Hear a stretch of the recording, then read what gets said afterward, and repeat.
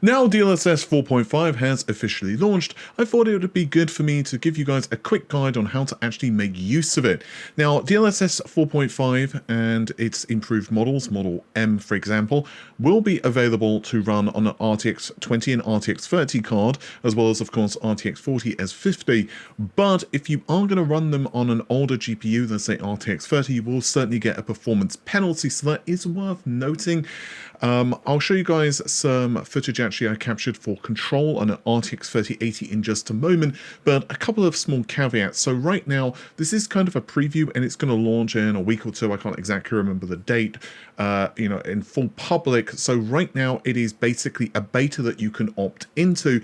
Now, as I said, if you watch this video in a couple of weeks, this is probably not a step that you're going to need to worry about, but I'll just mention it here for completeness sake. So you'll need to download the latest drivers, and I'm sure everyone has to do that, so I won't go through those steps. But once you have, if we were to take a peek at, for example, Cyberpunk, and I was to click on DLSS override model preset, for example, and you go to custom, super resolution, you will indeed see that preset K is the latest and there is no like model M.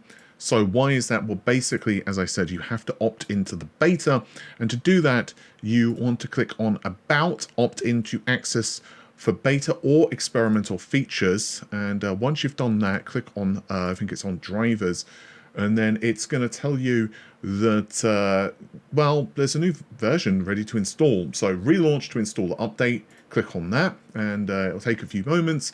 It'll say it's basically installing a new Nvidia App version, and then once that's done, it will whir for a few seconds, and it's going to give you the release highlights to let you know that you've got shiny things, and then clicking under, oops, sorry, clicked on graphics, and then if we go back here to Cyberpunk and scroll all the way down to model presets and click on custom, we can indeed see that super resolution goes up to preset L and also M. Now you can set this globally by going to global settings and choosing either, switching from use 3D app setting to either just clicking on the latest, or you can choose custom. So that's how you would enable it for one specific game. But what if you want to enable it for all titles? Well, then you would go to your Nvidia app, go to graphics and then the global setting, and then you would simply enable the latest model or preset M under the super resolution option, and under ray construction and frame generation, you would also want to choose the latest as well. Now, as for MFG6, which of course is that multi-frame generation 6, and the fact that it's going to dynamically increase or decrease the number of generated frames based on your target frame rate, those features are not available yet as of the time I'm recording this, which is very early January. Those features are going to roll out for RTX 50 owners in spring. There's not an exact date yet, but the Model M features DLSS 4.5 for upscaling, those are available right now.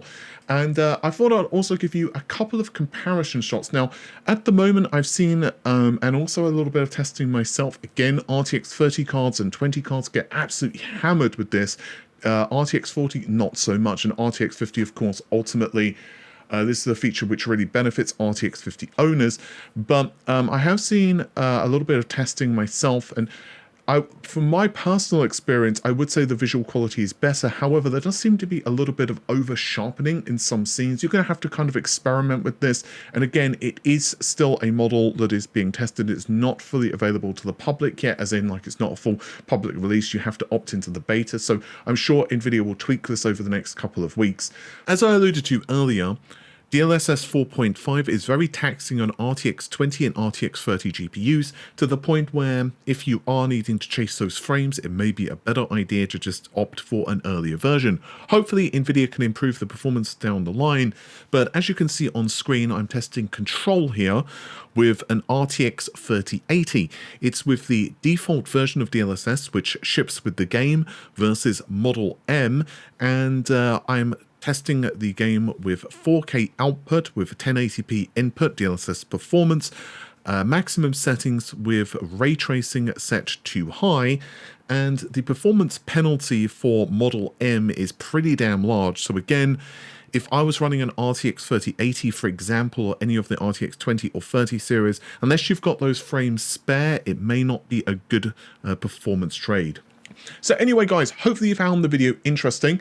I'm sure that there's going to be a lot of testing over the next couple of weeks by the community and giving Nvidia a lot of feedback, which of course is going to mean that the visual quality is going to continue to improve, which Nvidia does.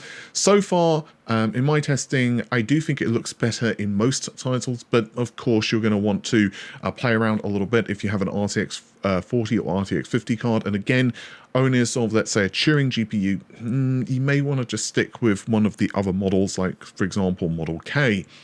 With that said, take care of yourselves. Have an amazing day. Bye for now.